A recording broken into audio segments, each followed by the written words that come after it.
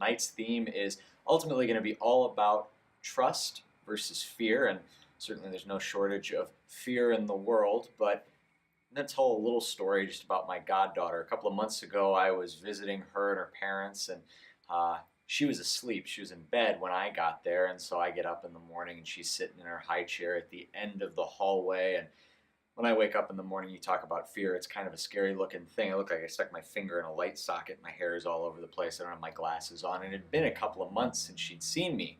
So I walk out and I go down the hallway and she's talking. She's kind of babbling at her mom. And then she just stops. And I see her face and she just goes, and just keeps looking at her mom and then at me and at her mom and then at me. And I go and I sit down and I'm trying to talk to her and trying to play with her a little bit. And she just keeps turning and looking at her mom. And her mom goes, "It's okay. You know him." She just kind of keeps looking at me. And then finally it clicks through my crazy hair and no glasses. She kind of sees. And she then goes, and starts playing around with me. And so that trust was restored, but she had to do it first by kind of keeping her eyes on her mom and getting the cue from her. Well, of course, in the passage that we've chosen today, we see Peter kind of get a big idea. I want to walk on the water. I want to go where the Lord kind of is at. I want to do this incredible thing that he's doing. And so he has the faith to get started. But if you pay attention, then all of a sudden he loses it. And we think it's this giant failure on Peter's part. He was walking on the water at the start of this. He had the faith, and then what happens is it says he catches sight of the waves and the wind, and that's when he starts to sink. He's taken his eyes off of Christ. And that, I think, is the fundamental thing when it comes to fear versus trust.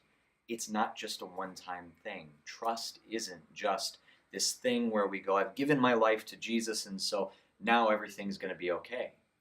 Trust comes from a continual relationship, that we're continuing to keep our eyes on Christ. Now, when the waves and the wind and the storms in life kind of build up, there are a lot of other things we can look at.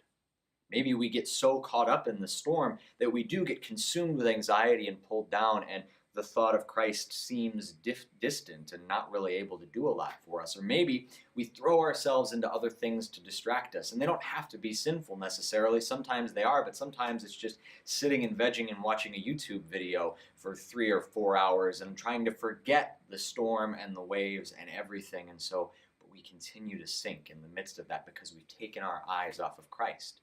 So if we want to grow in trust, we have to remember that it's not just a one-time thing. It's not just one event or one mass that we come to, but instead that it's part of a continual relationship, a continual turning and putting our eyes on Jesus.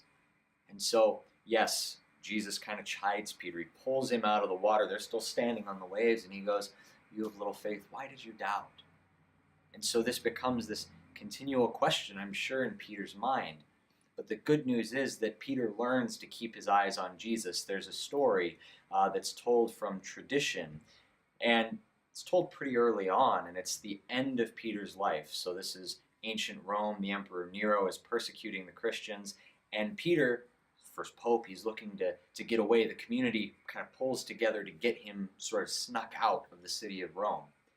But as he's leaving, the story goes that he sees an image of Christ, a vision of Christ walking back into the city of Rome. And he asks the Lord in Latin, "Quo vadis?" Where are you going, Lord?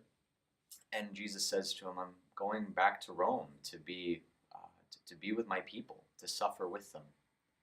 And at this point, Peter has learned to keep his eyes on the Master. And so he turns around and goes back into Rome, where he ultimately does give his life in Emperor Nero's grand circus. He becomes a martyr. He learned to keep his eyes on Christ because the trust for him was no longer about this amazing thing that he could do, or it's no longer about, am I going to get a good grade on a test if I pray just right, or is God going to pull my relationships together if I do things just right? But the trust has transitioned from the gifts that God gives when we trust in him to the relationship that grows out of that trust.